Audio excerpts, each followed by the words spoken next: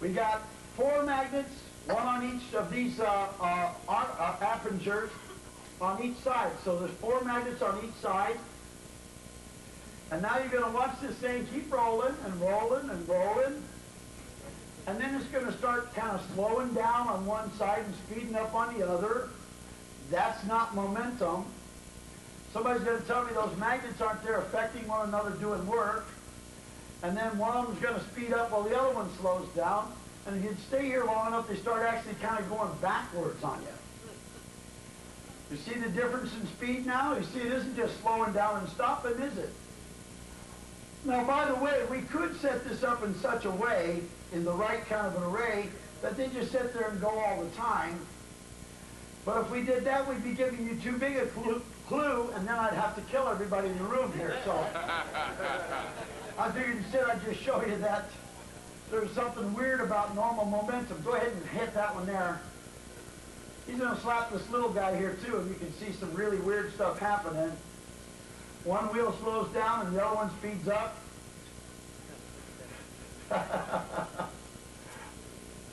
Let's see. Isn't this the weirdest momentum you ever saw in your life here? Then one speeds up, the other one slows down. The other one, see, that one wasn't going fast, now it's going slow, and the other one's faster. But Dennis, magnets can't work. I know that. Magnets don't do any work. Now let me tell you something about a magnet that does work. We went across the entire United States of America in 1999. We came to California with it. We went to many states with it. We did 47 shows at which we brought a permanent magnet motor. We advertised a full page in USA Today. Would you say we were kind of low-key? I'll show you the full-page ad that we had, and you'll see that we were anything but low-key. Here's the heading. It said, "Tired of high electric bills? How about no electric bills?" That was the heading in an ad in USA Today in 1999. We said in here, we're going to prove to you that we have the most efficient permanent magnet motor that's ever been built in the history of the world. If you are a scientist, please come out, bring your instruments, and measure for yourself the effectiveness of our motor. And we allowed scientists to measure all the claims that we made on that stage at every single show. And here was all 47 shows, so people had 47 different locations to come and prove us wrong. We were also featured in Good Morning America halfway through the tour, so any scientist that didn't believe it certainly had the opportunity to come out and disprove this. Let me tell you something interesting. At every single show that we did, every single show, we had this result. We had 8 12-volt batteries, 8 of them, DC power source sitting right there. Coming from them was one skinny little wire, one. People lifted the machine up and looked all over, tried to find any hidden wires in it. There was only one wire coming from the DC power source. As we were pulling DC power from that source, we had a scope set up on it, and we were showing on the scope an AC current coming from a DC power source. That's when I got to see who was technical in the crowd by looking at their faces. Then it came from there, one skinny little wire, and we measured the amperage. We had a DC amp probe and we had an AC amp probe. Because we had a DC source with an AC wave, we measured it both ways, DC and AC. The DC probe said 2.03 amps. The AC probe said 2.89 amps. So what we did was we said, which one do we take? Well, let's just add them both together. So we added the DC test and the AC test together to be conservative. We measured the voltage coming from the batteries. It was 92 volts. We allowed any scientist to come up and measure that himself. Hundreds of scientists across America, if not thousands of them, came and measured all of those results. Thousands of people measured it. And they always agreed with everything that we did in this show. Could you wait with that just a second? Okay. I'm getting kind of distracted by it, buddy. All right, now, So they measured that. Now, at every single one of these shows, they measured our results.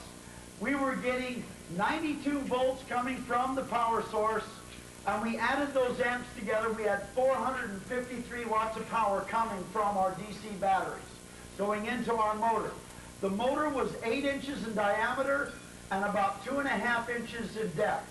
That's a 10 horsepower motor. We then turned it on and had it used it to make mechanical energy. The mechanical energy that we made, we had a dynamometer that was factory calibrated on it, measuring the horsepower. How many people here know how many watts there are in a horsepower? Anybody know? 746 watts in a horsepower. We were producing 3.1 horsepower using 453 watts from a DC power source. We were making 3.1 horsepower. That's almost 2,400 watts of output. So our input was 453, our output was 2,400, and that meant that we were measuring 5 units of energy out for every 1 unit of energy from the batteries going into the motor. 1 in from the batteries for 5 out. Now, I don't believe that. That would say that our motor was 500% efficient. I do not believe that. If you're a scientist, you don't believe that either. You can't put 1 unit of energy into a mechanical device and get 5 units of energy out of it. That's impossible. I've never seen that.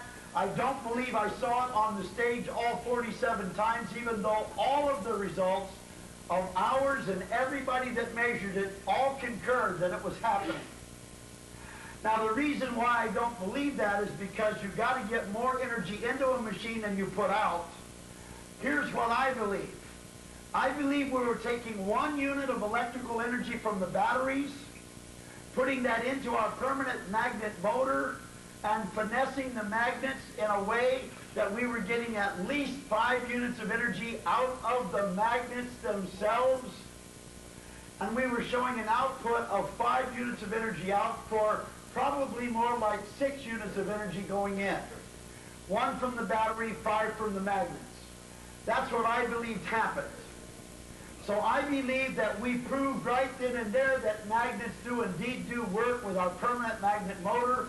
But you can look at these results anyway, but we have already gone nationwide across this country in public forum with as many people at those shows as were at these shows, and we showed everybody in America and gave every scientist in this country the opportunity to disprove what we're saying. We were measuring 1 unit of energy going in and 5 units of energy going out. So you can either believe we had an over-unity device, or you can believe that magnets do work. Take it any way you want it, but we have already proven that it's one or the other. Now, here's the concept. The concept is we take our permanent magnet motor. We're getting 1 unit of energy from the batteries. We're getting 5 units of work out of the motor. We put our motor right up here in front of this shaft right here on this generator. Now, we built this generator. It's the most efficient and well-designed generator in the history of the world. This generator right here, we're going to test it tonight for you today. We're also going to run it for you, and I'm going to brag about it a little bit. And get ready to get set up over here. Okay, also your power tools. You're going to need power tools to take one out. Okay. Now, what I'm saying is if I took a motor and I put a motor right up here, the motor gave me 5 units of energy out for 1 unit of electricity coming from the batteries, then how efficient this is would determine how much electricity was made. A generator is designed to take work and convert it to electricity. That's what it does. Normally you wouldn't use electricity to run a generator because it would be a law of diminishing returns. So you use like a diesel engine to run a generator to produce electricity, or a propane engine, something like that, to produce electricity. Now, what we will do is we're going to run this for you, and we're going to test how efficient it is at taking mechanical energy and converting it to electricity. If you had a generator and the generator broke, what would you do with it? You throw it away, right? If your generator was generating electricity and it broke, you just throw it away. You buy another one. If it's a big one and it's very expensive, you might want to send it back to the factory to get it rewound, right? So you'll send back to get it rewound if it's really expensive, or you just throw it away. This generator right here is made of G10. That's G10. G10, by the way, is built to last for 100 years. So the generator we have now in front of you will come to you made to last for a 100-year period of time, and you will not throw it away for a 100-year period at least. Now, it's interesting because most generators can't be repaired in the field. This generator is made in such a way it can be repaired while it's running. You don't even shut it down to repair it. Isn't that amazing that we have a better engineering department than General Electric or Westinghouse or anybody else in this industry? Because we built a generator. Thank you. We built a generator that can last for 100 years that you can repair while it's running. Now let me explain this to you. This right here is a module. Now this module is like a little horseshoe shape. It's Don King's hair, horseshoe shape. I won't tell you what it is because then I'd have to kill you. Now, over here we got a winding. Over here we got a winding. So there's two windings here. And the magnets pass them and produce electricity here and here, both locations. This one right here will produce 1 kilowatt of electricity. By the way, you can turn this with your hand and make electricity. Now this will produce 1 kilowatt of electricity, and there are 15 of these. Let's count them. 1, 2, 3, 4, 5, 6, 7, 8, 9, 10, 11, 12, 13, 14, 15.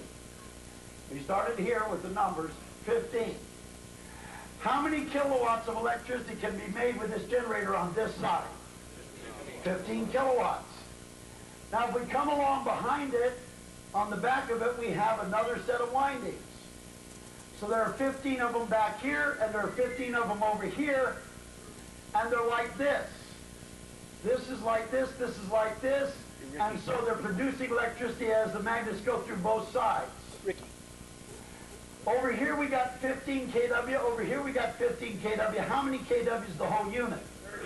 30 kilowatts of electricity. Now, it's kind of cool because if one of the coils break, the copper is bad, it's been there a long time, it finally breaks down and it pops. If one of these coils, one of the windings breaks, a little LED light goes off right over here. It says, I'm broken, I'm not making electricity anymore. Then all I have to do to repair this, while I got 29 of these things still running, is reach over here with a quick disconnect, pull this out. Pick up a replacement module, take that module back over and push it right in. When I pull it out, it's only making 29 kilowatts of electricity. When I take this one and I push it right back in, it's immediately making 30 kilowatts of electricity. So you can repair it just like you replace a fuse. If it's built to last 100 years, over 100 years, you might replace every one of these 2 or 3 times. But it continues to make electricity at the rate of 30 kW every year for 100 years. Now, we're going to test it. The efficiency of this is like nothing else that's ever been made in the generator business. We're going to test this by turning it on. Now, normally, if we had this ready to go at your house, we would take the Hummingbird motor, set it right here, and it would direct drive this. We never put the Hummingbird motor in the same room with the Sundance Generator. Not in public, because that would be too big a target. We're going to talk about this in a little while. I'm going to teach you what you have to do in a corrupt society to try to make things happen. So I'll explain to you why later. But right now, last time we showed you the motor, and we proved it to the world, and we let every scientist in the country come and try to disprove it. This time we're showing you the generator. Any scientist in this crowd that wants to bring your instruments and measure this, you're more than welcome to come forward to do it. You can bring your own instruments and you can measure our results. Now tonight we're going to be running this with a belt. Instead of being direct driven here, we got a belt in the back, and in the back here you got a wheel. Now a wheel and a belt makes a lot more noise than direct drive does. So the noise that this makes tonight will not be the noise that you would normally have on your house. Normally on your house this would not make any more noise than a heat pump. If you got a heat pump, same noise. If you got an air conditioner, same noise. So this is not going to make the noise that we make tonight, because tonight we've got to have it direct driven. Now the reason why is we got to try to get it through hotel room doors. And so we're doing it this way to be able to get it through hotel room doors. At the bottom here we have a motor that's going to drive it. The motor we're using, since we're not testing the motor right now, we're testing the generator. The motor that we're using is an over-the-counter motor. You can pick it up anywhere in America. It's a 20 horsepower motor. We will have somebody come up here, take a look at this motor, analyze it, and say, yes, it's just an ordinary, regular, over-the-counter, 20 horsepower motor made by Baldor. That's the company that makes it. And it's hooked up the way any electric motor would be hooked up. We're not doing anything unusual with the motor. Do we have anybody technical that can confirm we got a 20 horsepower motor here? By all means, come up. By all means, come up. Okay, we'll get 2 or 3 guys. Come up. You can come up also. You want to come up also? Okay. Go back and take a look at the motor. Anybody here with instruments to measure this? To measure 3-phase power? By all means, bring your instruments with you when you come up. Now we're going to measure the input into this generator, into the motor that drives it, and we're going to measure the output from the generator. So tonight we'll measure the input and the output. I would just need a few people to come up and take a look and see. Just check it out. Make sure we just got a 20 horsepower motor that is hooked up the way any 20 horsepower motor would be hooked up, conventional. Yeah, no, yeah. Now when we fire it up, we're going to have to ask everybody here to move to the side, because we don't want to throw a magnet out of here if we had any problem and kill anybody. Okay, so just to demonstrate it, we just really do want to make sure we got the fire area there clear. Go ahead, I'm sorry. We never have done it, but we don't want it to be the first time tonight.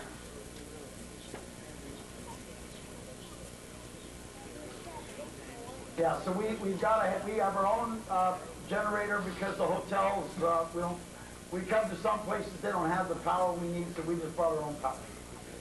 Okay, now, so the power's coming in here. Now we can have a couple of people stay. You've got instruments, you stay. You've got instruments, you stay. Anybody else that has instruments? They have to be on one side or the other, though. Okay, that's okay. Now, so anybody with instruments can come and measure this and confirm our results. Now we're going to measure the power right here, so you guys will be able to measure the power also. What we have is, we have a unit that accumulates the 3-phase power. So if you have a regular amp probe, you've got to calculate all of this. But if you have the ability to accumulate the 3-phase, that would by far be the best. So we're going to use this unit to accumulate the 3-phase, and we'll test the power input. We'll get a number. I'll give it to Michael so everybody can see. You'll see it here on the unit. It'll be in kilowatts, so like 21.2 or something, it'll be 21,200 watts. And then you'll write it down, Michael. Then what happens is we're going to measure over here the 3-phase output by merely measuring the hot lines. So we measure the hot lines out, and that'll be the output of what the unit is putting out. We have a load on it here with a load bank. So the load bank will load it, and we're not loading it with light bulbs because we need too many light bulbs. We're loading it with a resistive load, a load bank with a resistive load, okay? And so it's a regular resistive load bank. Now I'm going to have my associate explain what the instruments are that we're using. If you're all set with yours, then right after we take our measurements, you can be taking yours. Go ahead and explain it to us. As Dennis said, this is a standard off-the-shelf X-Tech watt meter. That's all it is. It calculates the voltage and amperage on each phase and gives you an end result. And it accumulates them, and it also accumulates for compensates for power factor. So it also calculates the power factor as well as accumulation of all of the phases. Now it's also being loaded by An Aptron 55 kilowatt load bank. For this test, we're going to use 50 kilowatts of load. Yeah, it doesn't mean that it's doing 50. It just means that you got it overloaded so that whatever it can do, it does. Right? Okay. Now, what we're going to do then is when we turn this on, we're going to need to have people from here over, because I don't want to not run it for all you guys out here. I want you to see it, and we'll test it, but you'll be able to hear the tick when he pulls this out. Now, tonight we're also going to remove one of these. So we'll remove it with bolts, and we'll pull this out, and you can see exactly what a module looks like.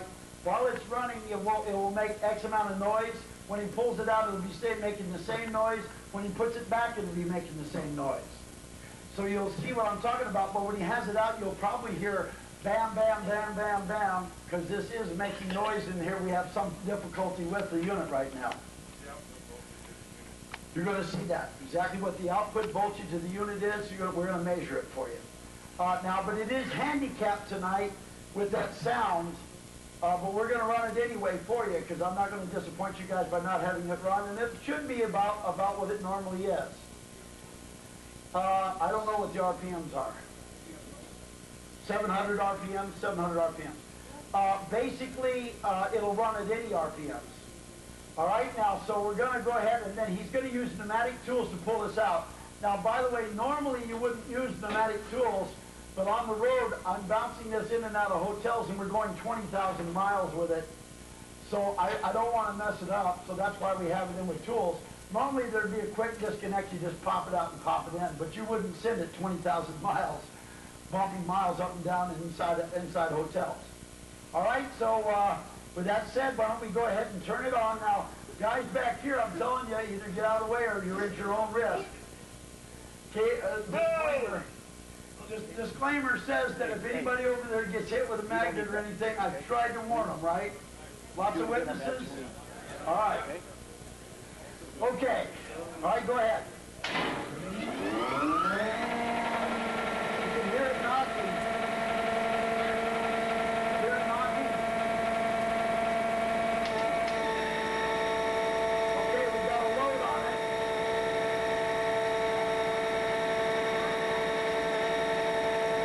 Now you guys can come and measure also.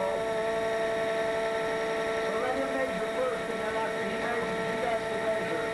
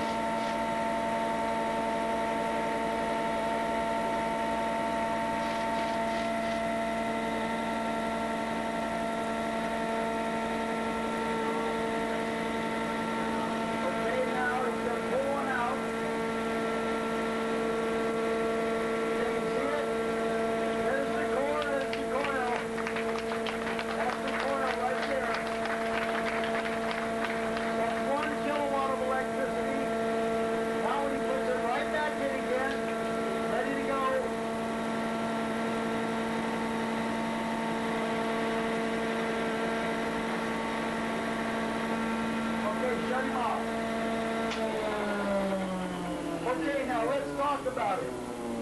Everybody come back and let's just talk about this. I want to show you what we just saw. Now, first of all, everybody come away and we'll talk about what we just did. Now, first of all, if we have a 20 horsepower motor, how many watts are there per horsepower? 746, right? So therefore, if there's 746 watts in a horsepower, 20 horsepower should put out how many watts? 14,920. Because that's 20 times 746. This unit put out how many, Michael? The output was 17,146. 17,146 watts is what this put out. If we divide that by 20, Michael, how many watts per horsepower was that? 857. 857 watts per horsepower. Supposed to be 746, we were doing 857 watts per horsepower. Now, it put out 17,120 watts, and it took in how many watts of power? The input was 23,120. 23,120 in for 17,140 out. Now, if we divide those things out, how efficient was that unit? The overall unit, the motor and the generator? 74.16%. 74.16% efficient. Now, if you were to call Baldor, who makes that motor, and you asked them, you said, hey, if I had that motor, 20 horsepower, and I was putting 23,000 watt, Mike? 23,120. If I was putting 23.120 kilowatts into that motor, how efficient would it be? Baldor will tell you that motor under that condition would be 74% efficient. Now, call them. By all means, call them and ask them. Now, if that unit is 74% efficient, the whole overall unit is 74% efficient, and that motor right there under that condition that we're running it is 74% efficient. How efficient is the generator? If the driver's 74%, the whole thing's 74%, the generator has to be 100% efficient. So the generator itself, and we have proven this at 20 shows, is 100% efficient. Now, by the way, there is no other 100% efficient generator in the world, so you're seeing the most efficient generator that's ever been demonstrated in the history of the world. It also will last 100 years, and you can service it and repair it right while it's operating, so it's the most well-designed generator that's ever been presented to an audience in the world as well. But now let's follow my logic. Let me explain to you why I believe free energy is more than possible. If I've got a motor, a driver that can turn that wheel, not that motor, but the other driver that can turn that wheel, the Hummingbird, and I've already proven nationwide, if I put one unit in from a battery, I can get 5 units of mechanical energy out of it, horsepower. If I then have got a generator that can take any horsepower and convert it to electricity at a 100% conversion rate, 5 units of horsepower becomes how many units of electricity? 5. Now, if I need 1 unit of electricity in a battery, that one, to get 5 units of electricity out, where would I get the 1 to put back in the battery again? Why not take that one? If I put that one back in the battery, I get 5 units of electricity, 1 in, 5 units of electricity, 1 back, 5 units of electricity, 1 back, 5 units of electricity, 1 into the battery, 5 out of the generator, 1 into the battery, 5 out of the generator. How long do I have to do that to show you that? That's why I believe that we can make free electricity. Because aren't those 4 free, or am I missing something?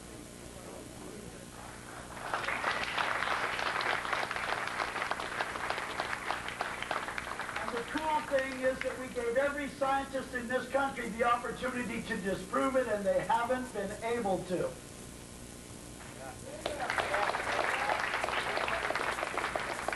Now, so therefore, I believe that when we take the hummingbird, put it with the Sundance, we make this thing happen.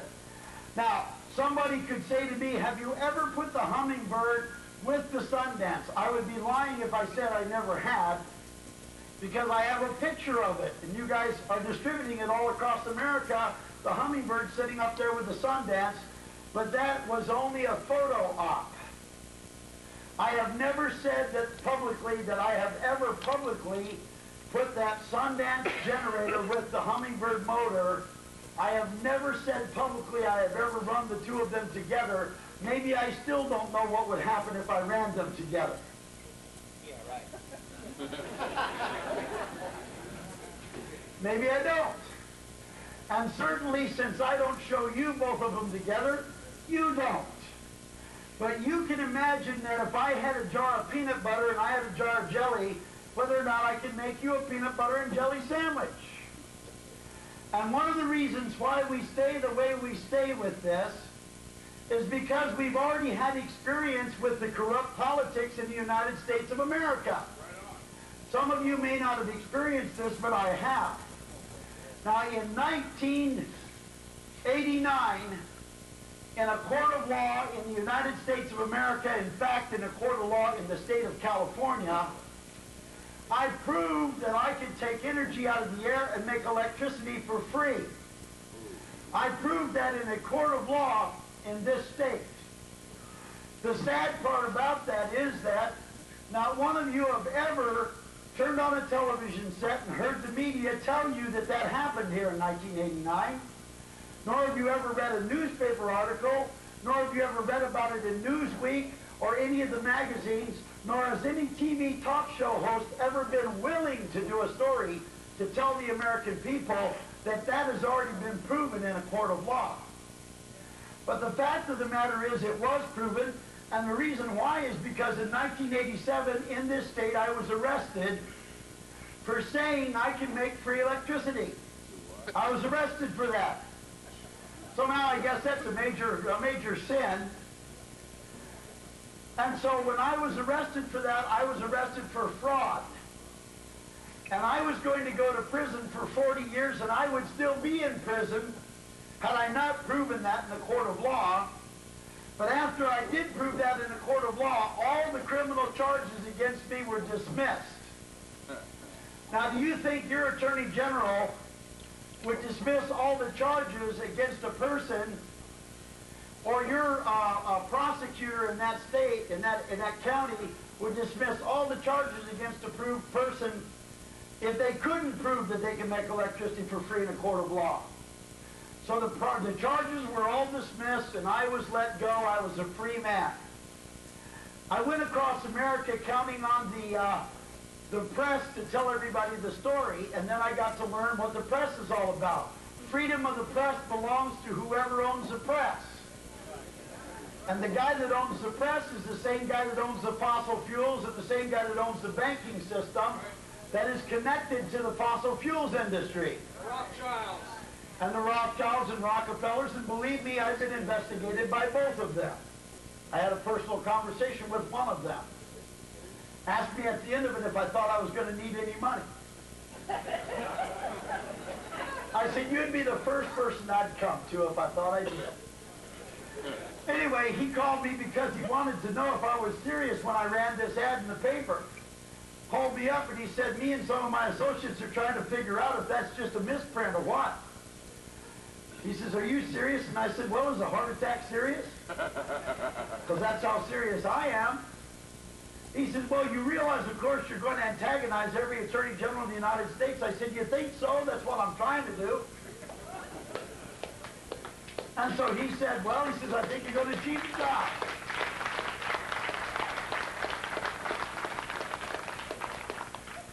You see, it's time to wake everybody up. I've come to pick a fight, folks. And that's exactly what I intend to do. Now, I've come for one reason, And that is that I want to find out if I'm going to be at war or I'm going to be at peace in the state of California. And if the people want it, it's going to happen here no matter what.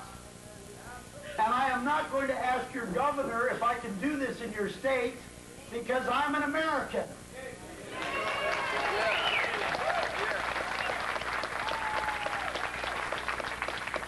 I'm not going to ask your attorney general if I can do it in this state because I am an American.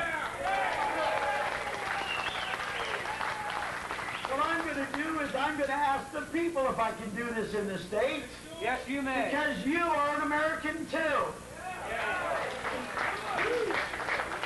And so you see what's really going to happen right here is it really isn't up to the corrupt politicians that have sold us down the river whether we get out of this mess or not.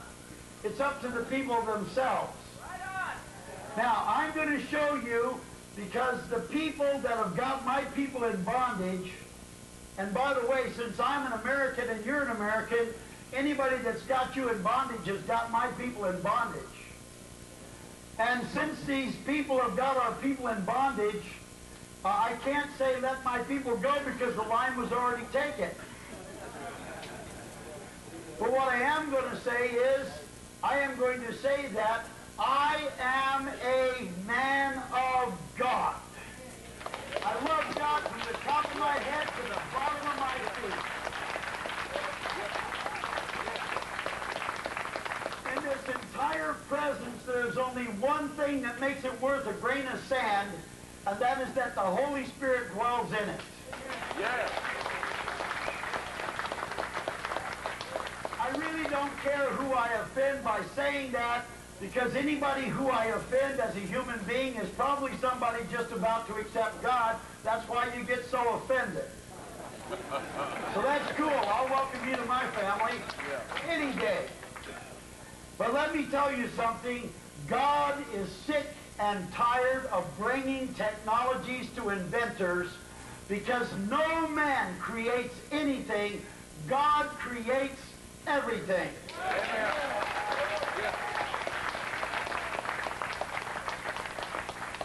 And when a man gets a technology, it's because God revealed it to him for you, his people.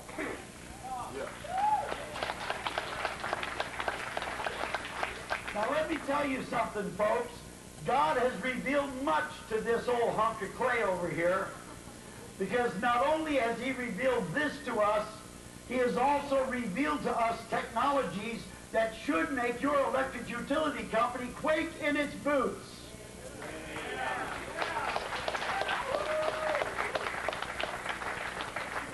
And even though I am not afraid of any man in this state, and I am not afraid of any public official in this state, and I am not afraid of any electric utility company in this state, because me and God are a majority and we don't even need me.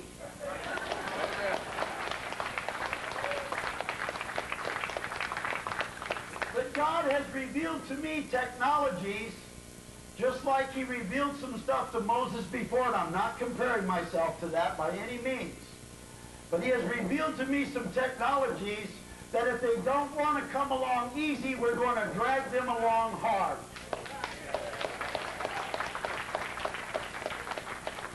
These technologies we shared with the Congress of the United States, not all of them, but most of them.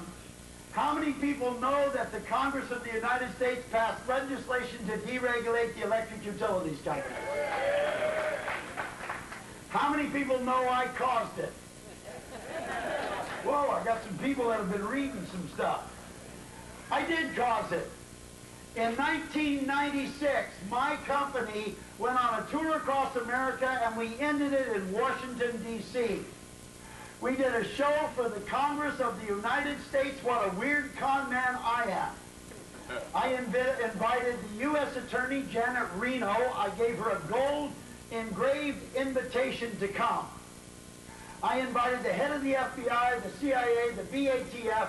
I invited them all.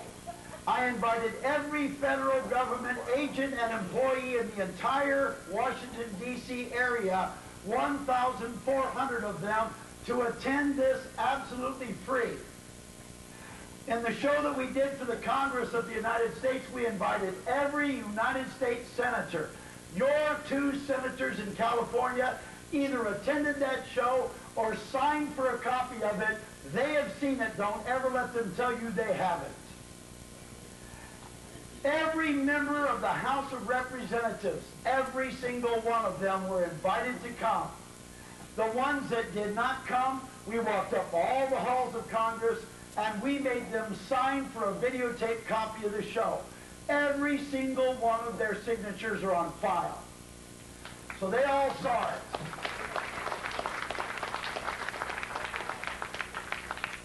We even invited the President of the United States and told her she could bring her husband along.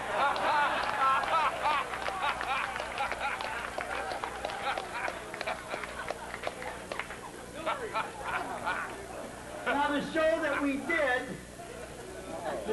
we did must have struck some terror in somebody's heart, because I got a call from the head of the Congressional Committee on Energy, and he said to me, he said, "Mr. Lee, what do you want?" Now, by the way, I tape recorded the conversation. How many people know you can tape record any conversation you want with anybody you have, anytime you have it, without asking their permission? You can. That is the biggest piece of garbage that I ever heard in my life. Linda Tripp was a government agent, therefore she has to ask permission. If you are not a government agent, you are a free person in this country. You don't have to ask anybody's permission to tape record their conversation. So take away. And every conversation I have with you, if you couldn't tape it, I have no business having the conversation with you. And it's the same thing, if you have a conversation with me, you can bet your Adam's apple that I'm tape recording it. Now, I tape recorded this conversation with this hotshot from Congress. And he said to me, "What do you want?" And I said, "Well, we want you to give us access to the utilities grid and deregulate the electric utilities companies. We want to meet with you in private session or just have you deregulate it by July of this year." The show was on March the 15th, 1996, and it was in July of 1996 I was talking about. He said, "Well, you probably don't understand, Mr. Lee, but Congress doesn't move that fast." I said, "Well, I do, and so you better move pretty quick." And he says, "Well, I don't understand. We got the PURPA laws." I said, "The PURPA laws?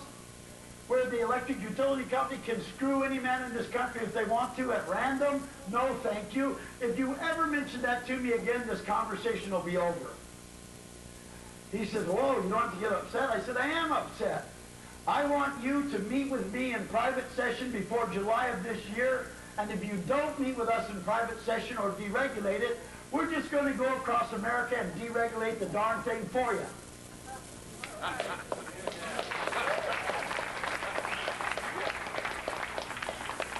His response, he said, "You can't threaten the Congress of the United States." And I said, "Oh, you thought that was a threat? I thought I was just clarifying my intentions." "Deregulate it, or we will, mister." And I gave him a 12-point plan for deregulating the electric utilities. By the way, it did not include that there would be any cap on a supplier of electricity, because I was going to be the supplier of electricity. One of the major problems with that is they did deregulate the electric utilities, and guess when they did it? July of 1996. That's when they deregulated them.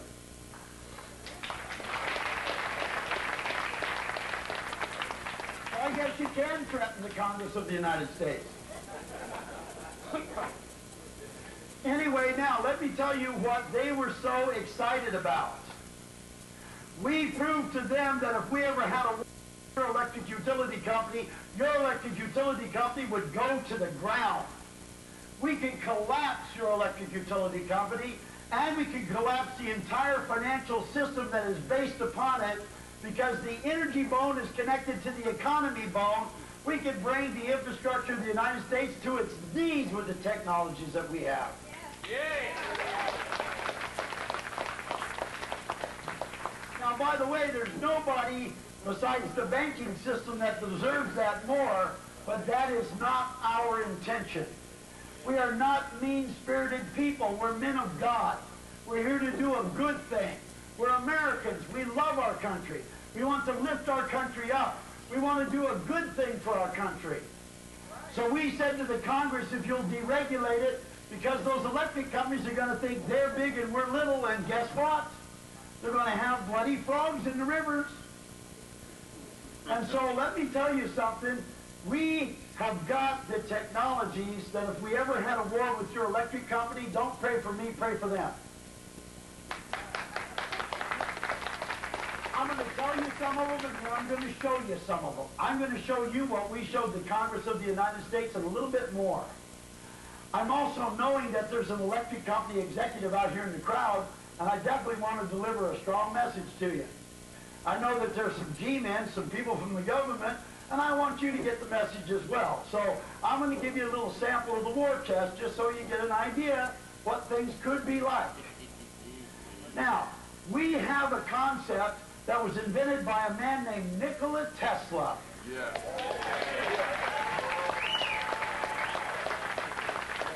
If you're a scientist, or if you're a history book writer, or you're a science writer, then you should be ashamed of yourself that he isn't on the cover of every science book in this country. He's the greatest man in science that ever drew a breath. Edison stole his patent. Well, let me tell you something. We honor that traitor named Thomas Edison as if he was some kind of great man,